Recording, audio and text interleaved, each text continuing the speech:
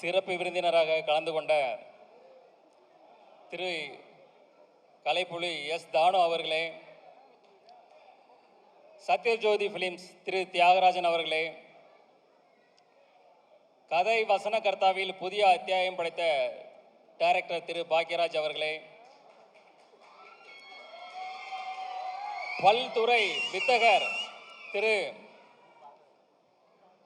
சித்ரா லட்சுமணன் அவர்களே, ட்ரெண்டிங் இளைஞன் திரு தனஞ்சயன் அவர்களே, நண்பர்களே, உறவினர்களே, பத்திரிகை ஊடக நண்பர்களே, இந்நிகழ்ச்சியை ஊடக வழியாக கண்டு ரசித்து கொண்டிருக்கும் ரசிக பெருமக்களே, என் உயிரினும் மேலான என் மீது அதிக அன்பும் அதிக நம்பிக்கையும் வைத்திருக்கும்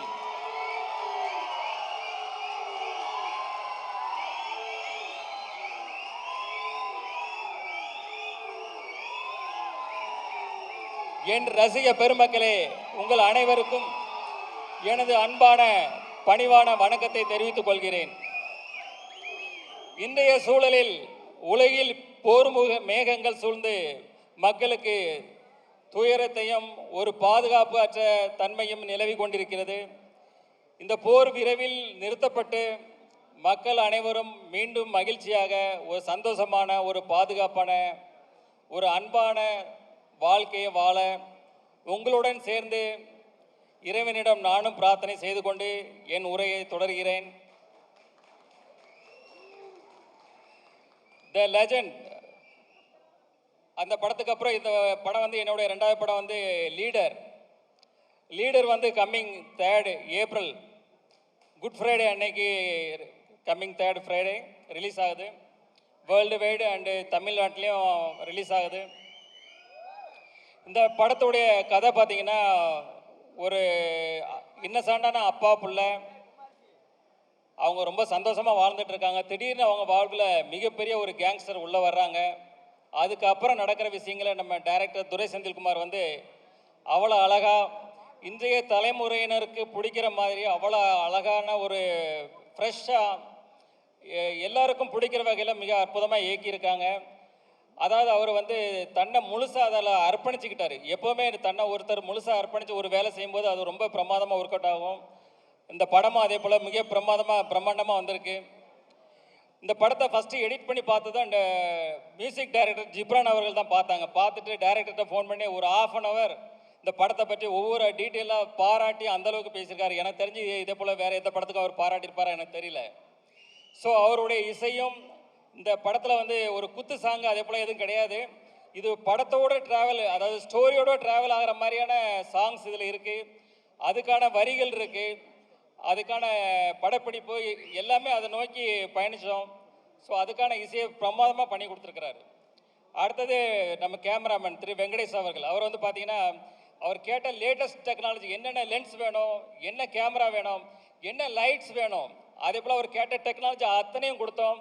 அதுக்குள்ளே டெக்னீஷியன் அதை வந்து அவரை சிறப்பாக பயன்படுத்தி இந்த அவுட்புட் வந்து ரொம்ப பிரமாதமாக கொடுத்துருக்கிறாரு.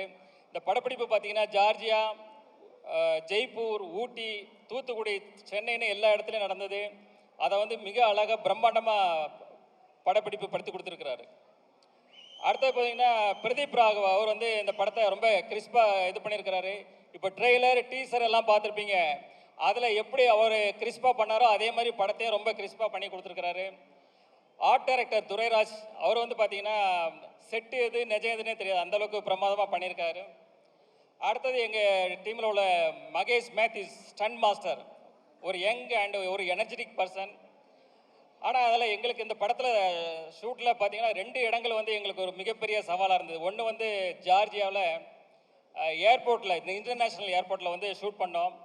அங்கே வந்து பார்த்தீங்கன்னா -14 டிகிரி செல்சியஸ் டே டைமில்.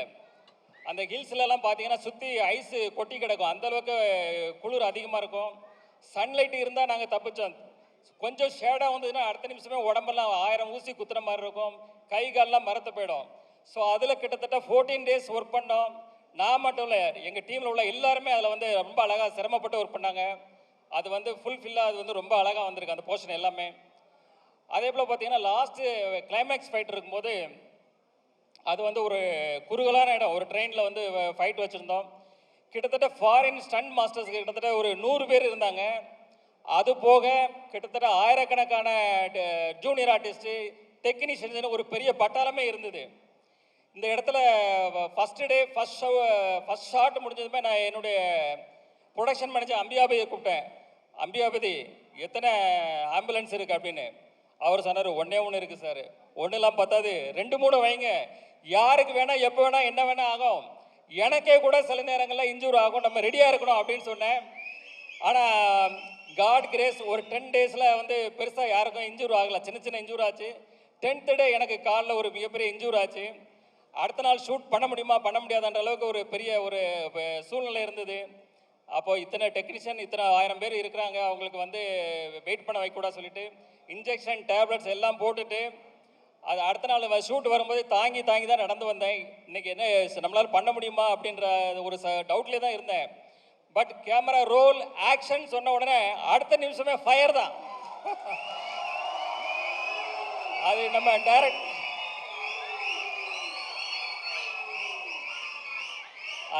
நம்ம டைரக்டர் சார் சொன்ன மாதிரி அந்த எனர்ஜி எங்கேருந்து வருது தெரியாது. அது காட் பிளஸிங், கடவுளுக்கு தான் நன்றி சொல்லலாம். அதே போல் இந்த படத்தில் ஒர்க் பண்ண அத்தனை டெக்னீஷியன்ஸும் அவங்கள வந்து முழுசாக அர்ப்பணித்து இதில் ஒர்க் பண்ணாங்க. எப்படி இப்போ நம்ம தலை எப்படி அப்படி தான் வாழு. ஸோ அதே போல் என் கூட இருந்த எல்லாருமே அவங்கள தன்னை அர்ப்பணித்து அந்த இதில் ஒர்க் பண்ணாங்க. அவங்களுடைய ஒர்க்கு எல்லோரும் ரொம்ப ஃபென்டாஸ்டிக்காக வந்திருக்கு. அவங்களுக்கு எல்லாருக்கும் தேங்க்ஸ். அதாவது நம்ம டைரக்டர் டீம் ஆகட்டும், எனி அதர் டெக்னீஷியன், எல்லா டெக்னீஷியனுக்கும் என்னுடைய தேங்க்ஸ். அவங்களுக்கும் என்னுடைய வாழ்த்துக்களையும் தெரிவித்துக் கொள்கிறேன். அடுத்தது ஆர்டிஸ்ட்டுக்கு வர்றேன். ஆர்டிஸ்ட்டில் வந்து பார்த்திங்கன்னா நம்ம அறந்தாங்கி நிஷா அவர்கள் வந்து என்ன ஷூட்டில் இருக்கும்போது கோ டைரக்டர் வந்து சொன்னார், பக்ருதீன் சார் இவங்க வந்து ஸ்கிரிப்டில் இருக்கிற மாதிரி 2 வார்த்தை திட்டுவாங்க சார் அப்படின்னு. சரின்னு இருந்தேன். அவங்க பார்த்தா ஷார்ட் போகுது, திட்டிகிட்டே இருக்கிறாங்க. எனக்கு ஷாக் ஆகிட்டு உடனே பக்ருதீன் சாரை கூப்பிட்டு, என்ன சார் இது, நீங்கள் 2 சீன் தானே சொன்னீங்க சார், இன்னும் இவ்வளோ திட்டிகிட்டு இருக்காங்களா அப்படின்னு. இல்லை அவர் சொன்னார், மேடம் கூட 2 வார்த்தை போட்டுக்கலாமான்னு கேட்டாங்க. நான் சரின்னு சொன்னேன். ஆனால் இப்படி வசை போடுவாங்கன்னு எனக்கு தெரியாது சார் அப்படின்னு. ஆனால் அப்புறம் அறந்தாங்கி நிஷாட்ட அப்புறம் சொன்னேன் வந்து, இல்லை இது நீங்கள் பண்ணது கரெக்டு தான். இந்த வந்து சீன் அப்போ தான் இது வந்து நல்லா இன்ட்ரெஸ்டிங்காக இருக்குன்னு சொல்லி அந்த சீன் அதே போல் ரொம்ப நல்லா வந்தது. அடுத்தது பார்த்திங்கன்னா நம்ம யோகிராம், வேலு, நிரஞ்சன், கதிர், அதே போல் பத்மன், இவங்க எல்லாருமே அந்தந்த ஆர்டிஸ்ட்டு அந்தந்த கேரக்டரில் ரொம்ப அழகாக பண்ணாங்க. இதே போல் பல ஆர்டிஸ்ட் அதில் ஒர்க் பண்ணாங்க. அவங்க எல்லாருக்குமே என்னுடைய வாழ்த்துக்கள்.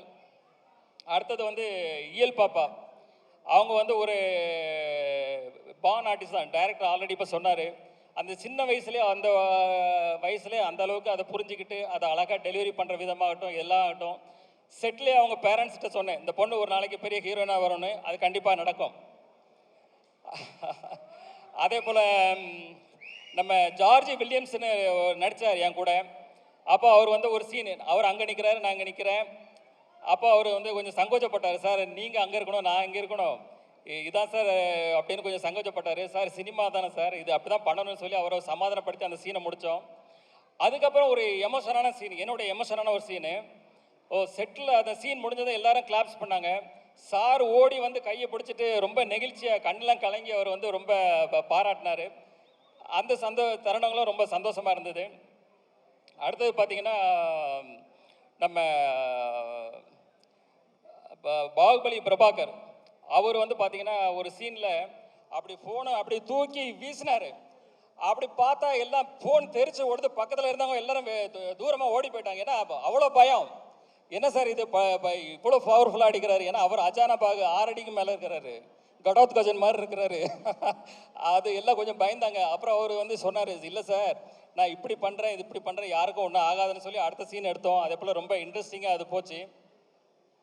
அதே போல் பார்த்திங்கன்னா நம்ம லால் சார் வந்து ஒரு மிகப்பெரிய ஜீனியஸ். அவர் வந்து ஒரு ப்ரொடியூசர், ஒரு டைரக்டர், ஒரு ஆக்டர். அவர் வந்து இந்த படத்தில் பண்ணும்போது எங்களுக்கு ஒரு இது பயம். ஏன்னா மோகன்லாலுக்கு அப்புறம் அவர் மலையாளத்தில் மிகப்பெரிய ஒரு நடிகர். ஸோ அவர் கூட நடிக்கிற ஷாட்டில் நாங்கள் ரொம்ப கான்சியஸாக பண்ணும்போது மோஸ்ட் ஆஃப் த ஷாட் அவர் கூட சார் கூட பண்ணும்போது சிங்கிள் ஷாட்லேயே ஓகே பண்ணோம். அந்தளவுக்கு சேலஞ்ச் எடுத்து பண்ணேன். அது எல்லாமே most of the time single ஷாட்லேயே அது முடிஞ்சுது. அது ஒரு இன்ட்ரெஸ்டிங்கான அனுபவம். அடுத்தது பார்த்திங்கன்னா நம்ம சந்தோஷ் பிரதாப். அவர் வந்து ஸ்டார்டிங்கில் ஒரு ஃபஸ்ட்டு ஷெட்யூலில் அவருடைய இது பார்த்தோம். பார்த்துட்டு வந்து இது வந்து ஒரு மேனரிசம் பண்ணார், சிரிச்சுக்கிட்டே ஒரு மேனரிசம் பண்ணார். அப்போ நான் டைரக்டர் சார்கிட்ட சொன்னேன், சார் இது மேனரிசம் நல்லா இருக்கு சார், படம் ஃபுல்லாக இது ட்ராவல் பண்ணால் நல்லா இருக்கும்னு. சாரும் அக்செப்ட் பண்ணிக்கிட்டாங்க. அப்புறம் அதுக்கப்புறம் பார்த்தீங்கன்னா கிளைமேக்ஸ் ஃபைட்டில் வந்து அவர் கண்ணில் ஒரு அடிபட்டுரும், கண்ணில் பிளட் மாதிரி ஒன்று இதாகிடும், கிளாட் ஆகிடும். ஸோ எவ்ரி ஷாட், அதாவது அந்த கிட்டத்தட்ட 14 டேஸு எவ்ரி ஷாட் வந்து அவர் கண்ணில் அந்த பிளட்டை போடணும், எவ்ரி ஷாட்டு. அதாவது யாருமே சொல்ல வேண்டியதில்லை, யாருமே அவருக்கு எதுவுமே சொல்ல வேண்டியதில்லை. அவரே அந்த கரெக்டாக அந்த ஷாட் ரெடினா அந்த கண்ணில் அந்த பிளட்டை போட்டு வந்துடுவார். அதை பார்க்கும்போதே நம்மளுக்கே சிரமமாக இருக்கும், அது கஷ்டமாக இருக்கும். அது என்னடா இவ்வளோ கஷ்டப்பட்டு பண்ணுறாங்களேன்னு. பட் அவர் வந்து அதை டெடிக்கேஷன், அந்த அளவுக்கு அவர் வந்து சின்சியாரிட்டி, அவர் வந்து மிகப்பெரிய உயரத்துக்கு வரணும் நீங்கள். அதே போல் நம்ம ஷாம் சார் வந்து பார்த்தீங்கன்னா அவருடைய மெச்சூர்டான நடிப்பு அந்த படத்தில் கொடுத்துருக்கிறாரு. அவர் இத்தனோட வருட ட்ராவலில் பார்த்தீங்கன்னா அந்த ஒரு அனுபவம், அந்த மெச்சூர்டான நடிப்பு அதை கொடுத்துருக்கிறாரு. எனக்கு தெரிஞ்சு அவர் பண்ண கேரக்டரை வேறு யார் பண்ணாலும் இந்த அளவுக்கு நல்லா ஜஸ்டிஃபை பண்ணி இருக்க முடியுமான்றது எனக்கு ஒரு டவுட்டு தான். அதே போல் வந்து ஜார்ஜ் வில்லியம்ஸ் வேற இருந்தது. ரைட்டு. நம்ம வந்து அமிர்தா ஐயர்னு ஒருத்தவங்க பண்ணாங்க. அவங்க ஒரு சின்ன ரோலில், அதில் நல்ல ரோல் தான் அவங்களுக்கு, அமிர்தா ஐயர்.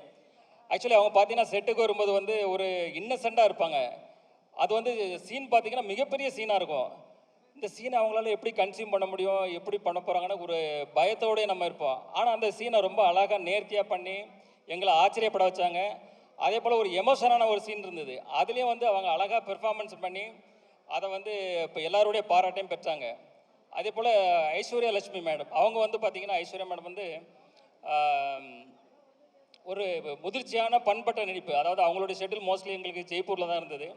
ஒரு முதிர்ச்சியான பண்பட்ட நடிப்பை ரொம்ப சிறப்பாக வெளிப்படுத்தினாங்க. ரியலி அது வந்து அவங்கள பாராட்டத்தக்கது. அடுத்தது நம்ம ஆண்ட்ரியா, அவங்க வந்து பார்த்திங்கன்னா நம்ம டைரக்டர் சார் எல்லாருக்குமே அந்த கேரக்டருக்கு வந்து வேறு வேறு அந்த கேரக்டருக்கான நேம் தான் வச்சுருந்தாங்க. ஆனால் ஆண்ட்ரியா அவங்க வரும்போது மொத்தம் ஆண்ட்ரியானே சொல்லி எழுதி வச்சுருந்தாங்க. ஏன்னா அந்த கேரக்டருக்கு அவங்க பண்ணால் நல்லா இருக்கணும், அந்தளவுக்கு சார் வந்து மைண்டில் ஜஸ்டிஃபை பண்ணி வச்சுருந்தாங்க. அதை படம் பார்க்கும்போது எங்களுக்கு புரிஞ்சது, சார் சொன்ன மாதிரி அவங்க வந்து அதை கரெக்டாக ஜஸ்டிஃபை பண்ணி ரொம்ப அழகாக பண்ணியிருந்தாங்க. அடுத்தது நம்ம தலைவர் விடிவி கணேஷ் தான். அவர் வந்து பார்த்திங்கன்னா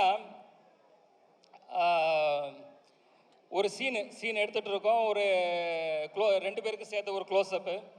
சார் வந்து எடுத்துகிட்டு இருக்கிறாங்க, ஷார்ட்டு டேக்கு போயிட்டே இருக்கு, ஓகே ஆக மாட்டேங்குது. என்னென்னு பார்த்தா அவர் அடிக்கிற காமெடி நம்மளால் சிரிப்பை கண்ட்ரோலே பண்ண முடியல. அப்போ சார்கிட்ட ஒரு ரிக்வஸ்ட் பண்ணேன், சார் நான் வந்து கொஞ்சம் டைலாக் நான் பேசி முடித்ததும் அவருக்கு ஷிஃப்ட் பண்ணிவிடுங்க, அப்போ தான் இது ஒர்க் அவுட் ஆகும்னு சொல்லி அதே போல் பண்ணாங்க. அதுக்கப்புறம் அந்த ஷார்ட் ஓகே ஆச்சு.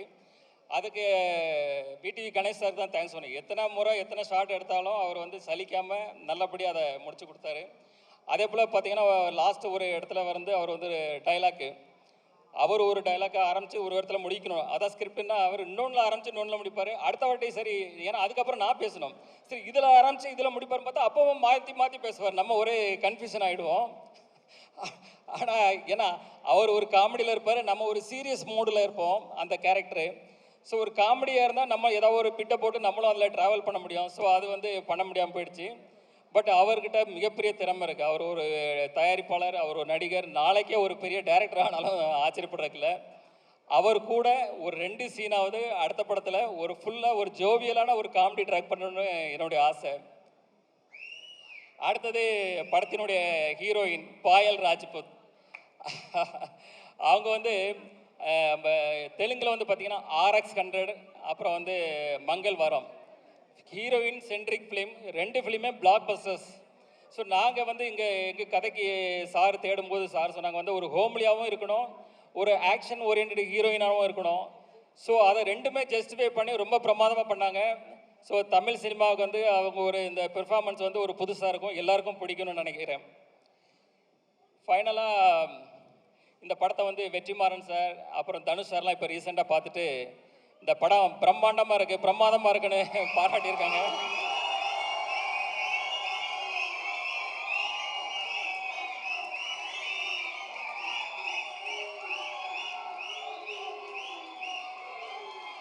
ஸோ ஸோ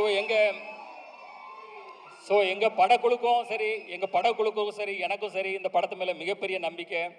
இந்த படம் வந்து ஒரு ஜெயிலர் அளவுக்கோ ஒரு விக்ரம் அளவுக்கோ ஒரு லியோ அளவுக்கு வெற்றி படமாக அமையும். அதுக்கு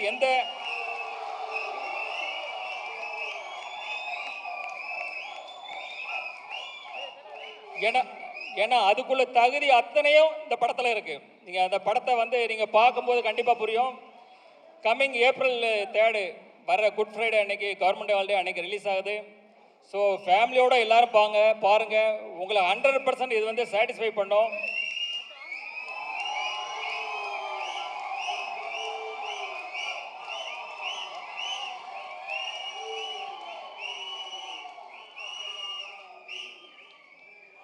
இந்த படத்து மேலே நாங்கள் வச்சிருக்க நம்பிக்கை, உங்கள் மேலே நாங்கள் வச்சிருக்க நம்பிக்கை, இந்த படம் வந்து மிகப்பெரிய பிளாக் பஸ்டர் படமாக அந்த ஆண்டலோட இருக்குன்றத விட எங்களோட நம்பிக்கை.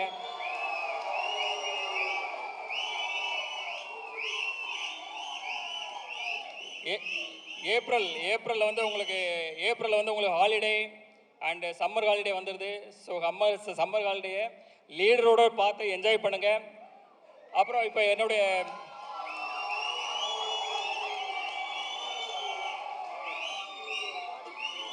இப்போது ஃபங்க்ஷன் நிறைவேறடைய இருக்கிறது. எல்லாரும் சாப்பிட்டுட்டு, எல்லாருக்கும் டின்னர் இருக்குது, சாப்பிட்டுட்டு நிதானமாக ரிலாக்ஸாக ஹாப்பியாக போங்க. இந்த நிகழ்ச்சியை தொகுத்து வழங்கிய ஆஞ்சலினா விஜய் அவர்களுக்கு மற்றும் நம்ம நிகில் முருகன் அவர்களுக்கும் தேங்க்ஸ். கடைசியாக இந்த படத்தில் வந்த ஒரு முக்கியமான எனக்கு ரொம்ப பிடித்த டைலாக்கு, அந்த டைலாக்கோடு இந்த படத்தை இதை நிறைவுபடுத்துகிறேன்.